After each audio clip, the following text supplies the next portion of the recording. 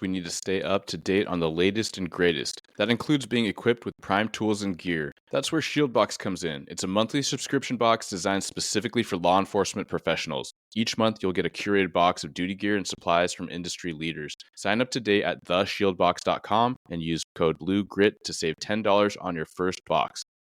But if you can see yourself as adaptable and resourceful, you can get through anything. You have to believe that, though, and you have to put effort into that narrative. Otherwise, you're just going to passively do what's easy. And what do we know is easy? Canceling on the gym. Absolutely. And for those that are like, okay, sounds good, like start small. Like we talked about intention already, right? So if you're like, well, I'm not a workout person, neither was I, right? And now I love it. Like I can't do without it. I get rattled and I feel myself anxious if I don't do something, even if I'm super fatigued, like just get outside and walk or do something. If you have your house in order, when that stuff happens, you're able to weather that storm a little bit better. Welcome to Blue Grit Radio, the podcast that explores making better cops for a better community. I'm your host, Eric Tung. I've been an active police officer since 2007. We will dive into the aspects of police culture, health and wellness, leadership, and mindset. You'll hear from experts not only from policing, but all industries as they relate to being our best with purpose, passion, and positivity. Join me as we share stories, lessons, and advice so we can all be better for ourselves, our teams, our families, and our communities. All right, ladies and gents, welcome back to another episode of Blue Grit Radio. This is your host, Eric, and I'm here with returning guest, Dr. Jena. Dr. Jena, thanks for coming back on. Thanks for having me. Yeah, absolutely. So we had a great psych eval discussion, especially for the entry candidates prior, but also so many takeaways for everyone else. But today we're going to be talking about some of these prevailing myths of like law enforcement, like life dynamics and stress. And this is really just going off a post you made literally with these things. I was like, man, what a fantastic piece of information in a way that we need to recognize not just like the myth aspect, but like what is it doing to our psyche and what are we now accepting as this negative narrative? Because I myself have furthered pieces or whole I suppose thoughts of some of these myths because I've just heard them through my whole career as I got started, and where I don't like to dwell on it, like I didn't even know some of them were a myth. So yeah, if you could just kind of take it away with the concept and the post that we're talking about. Yeah, so I'm just going to pull up the post so I can reference it. And then anybody that is interested in viewing it, a little bit more closely, they can find it at doc.jena. I posted it January 9th. Basically, what I did, it's this kind of myth versus reality, the law enforcement edition post, is I pointed out some commonly held misconceptions about what people think about police work. And I picked these ones out specifically because they're ones that I hear a lot. So these are ones that you may, for the audience members, have heard and thought, oh, wait, this isn't a thing. That's not reality. And so you may, as I'm going through these, be having these thoughts, and that's okay. You're in a safe space for this. Yeah, absolutely. We all believe them to some degree. But basically, what I want to start out with before talking about the myths is just to say, when we hold these kinds of misconceptions and we perpetuate them, if you hear one and you share it with a friend who shares it with a friend, it stays alive in the culture. And when that happens, people believe that the job can be more dangerous or detrimental for them and their families than maybe it's actually warranted. From a psychological perspective, I worry about that because when I see people in my sessions for therapy, or I do family support groups, or it's post-critical incident and we're chatting about people's likelihood of, let's say, maybe being involved in another shooting, it makes them have a more grim outlook. It makes them feel like they're less resilient to this stuff, and it makes them feel like they have no opportunity to influence their own life. If you hear myths like, for example, that being in a shooting is going to cause you to have significant emotional problems and you're probably going to leave the career, that's pretty grim. I think Absolutely. anybody would go, shoot, I hope I'm not involved in one of those, because that seems like a career ender. Or even the myth that, people in law enforcement abuse alcohol more than other occupations. It's like, okay, so I'm just going to get in the job and become an alcoholic. Great. That they have a higher divorce rate than other people. Okay, so if you're a family man or a family woman and you're thinking, if I join this job, that's going to end, not great. So again, there's tons of them. Most cops die within 5 years of retirement. This is a myth. People in law enforcement have a higher than average suicide rate. This is a myth. And when I say myth, let me back up and say this part. I'm not saying it's not happening. I Right. want to be really clear about that. So people are abusing alcohol, people are dying by suicide, Hmm. people are getting divorced. That's absolutely happening. We do have statistics about that. The myth is that it's happening at a higher rate than is helpful for people to be able to realize that that's not a determined outcome. Yep. Um, I also think that these myths are perpetuated a little bit in part because people are just, you're part of your own bubble. So you and I talked a little bit before the podcast, like we know people where this is the case. We know people who have been divorced or maybe who are drinking a little bit too much. And so if that's close to home, that makes you look at it saying, well, it is happening. So it must happen a lot. Or I know 10 people who that's happening to. This is a problem. It is a Yeah. problem. It is Hmm. happening a lot, but it doesn't mean that it's characteristic of the entire profession. When you think about how many law enforcement agencies we have, there's like 18,000 police departments. If it's happening a lot in your agency, it doesn't mean it's happening a lot across the board. Yeah, absolutely. There's so much to unpack there. And one is just to cut back to some of those myths, like the the OIS. I mean, if you think about it, there are a lot of people that go through a really significant critical incident, but so many that even are very public and vulnerable talking about that thing. Oftentimes they share pretty quickly. It's not just that thing. That may have been the straw that broke the camel's back. And right. And then a lot of people that are in the space and speakers and so vulnerable and so brave to help share their story with us so that we can be better. A lot of times it's recognizing that they didn't have these, I call them wellness or like health pillars in check, like they since have. Right now they're on the speaking circuit and they're sharing with all these departments and agencies, but they now talk to a therapist. They now are involved with a community group or a faith organization. They now work out like religiously, right? To I guess faith religiously, but they have all these things that are keeping them on on the path. And right, so in my own OIS, I've reflected, man, why did I approach life so like vigorously and like positively after that? Well, it's because of my life at the time it happened. And so without super overthinking it, like amazing relationships, amazing friendships. I was with my now wife, right? My family, like all these things, my buddies at work, all these things were so supportive. I worked out a lot. That was like as a real like uh, pressure valve release for me at that time in my life. So I can see why I handled that better than some other critical incidents where maybe all those things weren't quite as dialed in. And so I love that also like on the divorce thing with law enforcement and first responders, like, yes, is it a problem? Absolutely. Are there things in the job that make marriage harder? Yes. However, the more we just say it, we utter it into existence, like we're furthering our own bias. And right. So truth be told, like I have a lot of friends that are not cops or first responders that had a really rough, rocky marriage, and sometimes that went to divorce. Hmm. Family as well, right? I also have a lot of first responder friends that had a really rocky marriage and then sometime it went to divorce.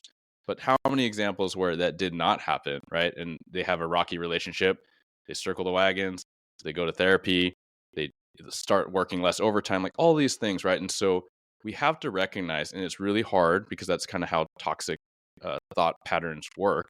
It's really hard to overcome that. And we just have to be really intentional about it. Super intentional. And everything you talked about your own journey of, after your OIS and making that personal connection to it, I see across the board with people that I work with. Mm, The myths are myths because someone along the way had a bad experience and people were more threat focused anyways. hmm. It's like, oh, there's the problem. How do I make sure that that's not the case? Or that was a person that I liked, cared about, respected. They're having the problem. Let me focus in on that. Where it's really easy to ignore all the stuff going right. So, how many people do you know when you think back to your career where they've been involved in some sort of a critical incident and you ask the question, you good? And they go, yeah. And you don't hear from them afterwards. And that's legitimately how they're feeling, not just giving you that, Yeah. superficial, like, just leave me alone kind of Hmm. answer. Versus the one, maybe the 1 in 10 that we talk about with the potential for post traumatic stress, longer term problems, versus the one person where they're really struggling. If you have if you can recognize that you're really responsible for your own wellness, nobody else is going to be able to come in and do the work for you. That's an opportunity for you to get things right now so that when things do happen later on, you have the stress of the career come in. You get the shift change to the shift that you didn't want to actually bid, but you didn't have seniority, so you got it. You're involved in the critical incident because that's just how the cards unfolded. You and your wife didn't see some sort of a problem coming up the road. And so now you have this conflict that you guys are trying to navigate. Whatever it is, if you have your house in order, when that stuff happens, you're able to weather that storm a little bit better. Yeah. It's the people that are slowly letting things slide that have the longer term problems. And in my experience working with people, I do a lot of annual wellness visits. So I get Hmm. these point in time moments to meet with them. I'll see them 1 year, and then 1 year later, I'll get a chance to meet with them. And a year later, same thing. And it's pretty clear the people that are putting work in to make things better or people that are just hanging on by a thread. Yeah, absolutely. And so, the first thing is recognizing the power of these negative narratives if we let them take hold and we don't challenge them to some degree. And right, so that's the first step. How do you invite people to think about that? Right, they're like, okay, cool, doc, like, cool, Eric, like, I hear you. However, Mhm. it is so prevalent and so prevalent, and even in my own life, I'm seeing myself lean towards this thing. Like, how do I put a cap on that negative narrative that we are all accepting to some degree? Yeah. So a lot of the myths, the thing that when I zoom out and I think about what they really are, they're painting a picture that the job is a thing that's out of your control, that's going to be really difficult to manage, if not impossible to manage. And so you're going to have to find pleasure and relief wherever you can find it, right? So this kind of leads to the divorce race. This leads to the alcohol abuse. This leads to the career changes, right? That the only way out of those problems is to just find something new. And it's not what you already have. If you don't buy into that myth, that narrative, and you can shift it on its head, what you end up with is something more close to this. The job is unpredictable, and there's a lot of things that you can't control. But the one thing you can control is you and your responses to that stuff. Hmm. So if you are the person who wants to feel good after a critical incident, then you have to be the person to put into place a plan for things that are going to make you feel good. And if you don't invest in that stuff, it's not going to be there for you when the shit hits the fan. Meaning if your wife is your favorite person to talk to after something goes wrong, invest in that relationship now so that when something goes wrong, she wants to hear about your bad day. Yeah.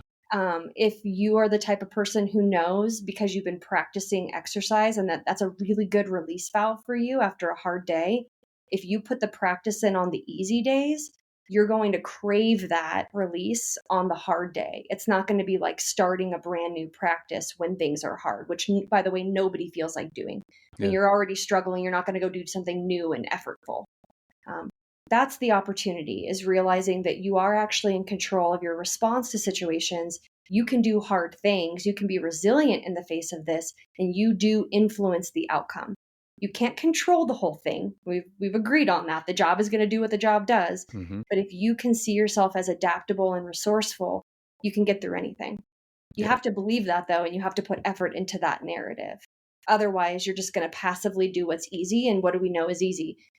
Canceling on the gym, eating the convenience meal, sleeping in, phoning it in at home. So you got to Yeah. put more effort into the harder thing. Absolutely. And for those that are like, okay, sounds good, like start small. Like we Yeah. talked about intention already, right? So if you're like, well, I'm not a workout person, neither was I, right? And now I Mhm. love it. Like I can't do without it. I get rattled and I feel myself anxious if I don't do something, even if I'm super fatigued, like just get outside and walk or do something, do some push-ups. So like it starts with just habit building. And there's a lot of awesome resources. I won't take too much time on here, but atomic habits, habit stacking, all these things that I love people can look into. But the first thing, yeah, absolutely recognize there's so much we can't control. And so that's why I think a lot of first responders really love stoicism, right? That there's so much you can't control. So don't worry about it. Worry about what you can control. And that is where I'm going to start building this habit of wellness. And that's having intentional conversations with my significant other. That is decompressing, right? Maybe gratitude practice. I'd love to go there next because even in the times of hardship, like it's that much harder to find the good, but you got to do it, right? So like find the good, be intentional, and the more you do it, the more you practice, the more natural it's going to be. Yeah, the idea of practicing before you need it and having these, the preventative model, that's what I'm all about, and coaching people into that. What I will say is I don't hit this out of the park 100% of the time either, and I don't expect any of the people that I work with to do that. So if they can even walk down from the perfection to consistency, that's super helpful.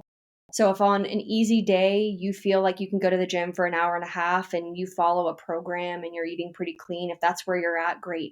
But if things are going poorly, maybe you had to work some overtime, you have court appearances, your kids are sick, we know all this stuff just pops out of nowhere, and you haven't been at the gym in a few days, it's realizing that adapting looks like maybe taking a walk around the block and Yeah. allowing yourself to count it, Hmm. saying that movement counts as exercise. So it's not your original definition of where you were when things were good, but being able to see that something is better than nothing, and not being so inflexible and rigid, no, it's not the hour and a half gym time, it doesn't count, I'm not exercising. No, have some compassion, limit that a little bit, move the marker over to where you are. If you can do that, you're going to be successful. It's the people that are rigid and inflexible. They say, well, if it's not this, then nothing. Hmm. All or nothing doesn't help. Yeah, that's a me thing. It's all or nothing. It's like do the 2 a days or, or not. Or it's like, if you have 2 bites of ice cream, it's the whole pint. So that know thyself. And even in that, sometimes like, yeah, forcing yourself for a lot of those types that are listening in, like you're gonna be like me where no, you're gonna do it. That's actually probably counterproductive, right? So Mhm. know yourself, look at the landscape and have a plan, right? Have a plan for when everything's going great, have a plan when things are going not so great. And if you are like me, it may be recognizing like writing the plan down will help you remember it. Maybe create a Google Doc. So, like, call it like bad day plan or what have you, whatever, right? In the time of stress, you may not come up with all of this organically, right? You're not thinking clearly. So, like, if you default to like, hey, just like everything in the job, we have all these contingency plans. I'm gonna go to my op plan, right? I'm gonna go into my Google Drive and like, oh, there it is. Okay, walk outside 30 minutes. If you're not feeling great, if you're not super well rested, then like do not sling the weights. I'm like, dang it. Okay, past me said it. I guess present me will do it, so future me will feel better. So like, just play with something, right? It's supposed to sound a little goofy, but just like have some grace with the process and realize that just because you're thinking about it, you are actually getting closer to where you need to be. Yeah, and I think even just that process that you talked about, thinking about it ahead of time, putting some things into place, that gives you a sense of controllability. Hmm. I remember early on in one of the contracts that I had, I was doing a lot of ride-alongs and I was riding with a swing shift. So it was my meal planning was out the window. Mm. You're in a car driving around when I would typically be at a stove cooking dinner. So I remember several of those shifts, I'm eating like gummy bears and Chex Mix, from a gas station. And Look it at you. took me Yeah. a few Carb up. shifts. Yeah, carb up and sugar up. So stress hormones. But I remember looking around going, this is not sustainable.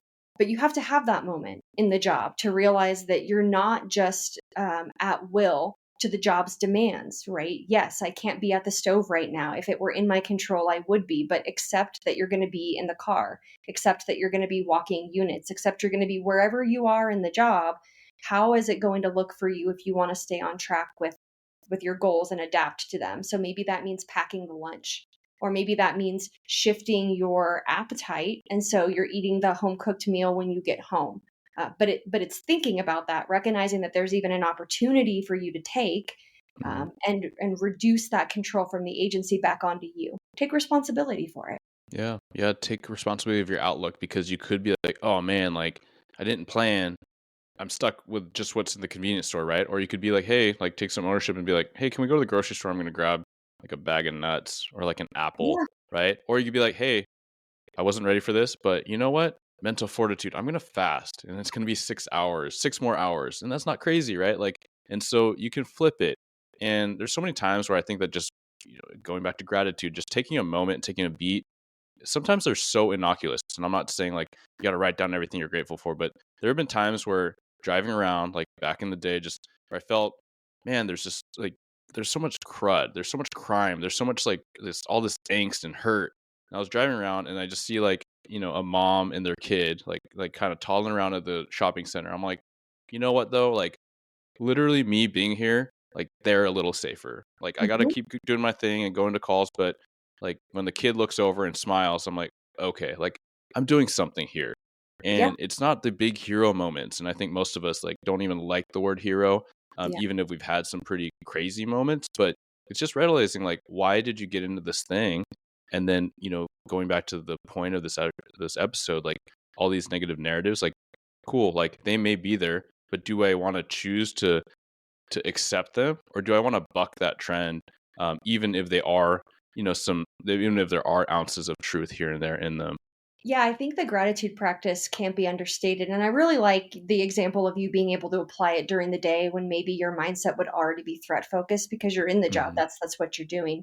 If people really reflect on how often somebody in, civilians, general public has some sort of a tragedy, it's pretty infrequent. That statistic always goes around. The average person maybe has 1 to 2 traumatic events in their life, whereas first responders have way, way, way more. You're responding to their infrequent traumatic moments, meaning that most of the job is going to be pretty mundane. It's going to be things where the public doesn't know how to solve, or it's going to be moments where they're forced with something maybe just a little bit over the threshold of what's typical for them. Hmm. But it's not going to be these, as you said, kind of hero moments for the most part. When you're there in those moments, it's absolutely fulfilling.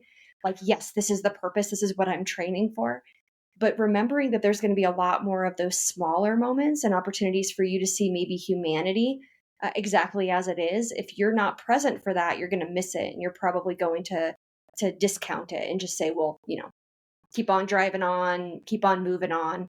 um, the other thing I'll say too is just negativity bias. For anybody in the audience that hasn't looked into that a little bit, that's a real thing. Yeah. We don't have to go into that too much, other than just to say you're training that on the job every day by going into that catastrophic thinking, thinking about worst case scenario, responding to people in crisis. You're training your brain to be looking for problems. Hmm. So if you're not also working on the back end of things to train your brain to figure out what's beautiful, what you're grateful for, what's going right, it's not going to automatically go there.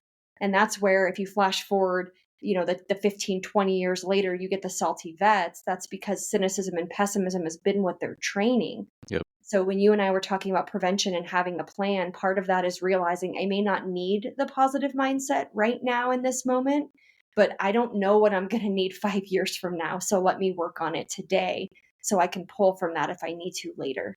Yeah. Sometimes like fake it till you make it, and sometimes like just forcing it, like no matter how cheesy you feel, um, be courageous. Like if you're in your roll call and you're like, you know what? Like we've been talking a lot of smack about, the other squad, and we're kind of reminiscing about this like terrible person that we all had to deal with last week. Like, you know what, this is kind of a cool thing, and offer that like that organic little interaction you had, or something that you're grateful for. I mean, like you can really shift the tide in a room, in an environment, if you just are a little bit intentional about it. And if people don't come with you this time, maybe they'll come with you next time. But there's so much to be said for that prevailing negativity. Like we do really have to combat it. Dr. Jenna, I love this conversation. I know we could nerd out a long time, Yeah. but this was kind of a ad hoc thing that I tried to squeeze in and have another engagement. But please, like, thank you so much, and please, if there's anything you want to close with, and tell folks where they can find you. Yeah. Thank you for having me on. I'm looking forward to maybe future conversations with you. I know we always have so much that we could chat Yeah, about. I love it. If anybody's interested in learning more, I post a lot of educational topics in Instagram at doc.jenna. Or you can look at my website. I have a blog there. It's www.theridgenv, like Mhm. Nevada.com. Awesome. Thanks again, Doc. Thank you. Oftentimes, there's a lot of candidates that want to take the next step in the organization and promote. However, they find themselves at an impasse with where to start. Or they know where to start, but they know that there are so many different elements that are extremely arduous, challenging, and stressful to prepare for. I've prepared a guide because I want to help everyone, no matter what their confidence level is in public speaking, or recognizing the different elements, or how to show up your best way and highlight your leadership style. A lot of times, those folks know exactly what it takes to be a leader because they do it at the line level. However, they are surpassed by those that simply test better, have the gift of the gab, whether or not they actually can put anything behind it, or they've taken the test so many times that they've slowly edged their way up that list and eventually may be in striking zone for a promotion. So if getting selected for the next rank is of interest to you, I highly recommend you do your homework and you recognize resources. And part of doing that homework and recognizing resources is the guide I've prepared. It hones in on a lot of my lessons learned from being on both sides of the table, testing as a sergeant. And although I got the nod in the first round, when I looked at the notes, there were a lot of things I misunderstood. There were a lot of things where I didn't present my best way. I was just fortunate that my total test score was, I was fortunate that my total testing process was successful enough to get me in. And then for commander, doing that internal process and external process, seeing some dramatic differences, coming out on top of both processes. However, learning again, when I looked at the notes, there was so much that I left on the table, or so much that I misrepresented myself, or I didn't convey what I had intended to the assessor. So with all those lessons learned, breaking down the common test components, and also, arguably more importantly, how you identify, define, and prepare your own leadership philosophy that you can not only take into the test, but you can take into your day-to-day interactions with your team, your peers, your subordinates, and your leaders, right? Because leading up is a critical part of organizational development and culture as well. So for more on the guide, you can find it at bluegritwellness.com. That's the promotional guide at bluegritwellness.com/shop. And whether or not you are looking to promote, we all know those people that should be taking the next test that we keep nudging. And those people need to be empowered. They need to find confidence. And a lot of that can come from you just giving them that nod, giving them that support, that encouragement, and telling them where to find the guide. Thank you for tuning into another episode of Blue Grit Radio. As always, support this community by subscribing, giving us a 5-star review, and following, liking, and sharing posts on Blue Grit Wellness on Instagram. You can reach me there or email me at bluegritwellness@gmail.com. Be well and stay gritty.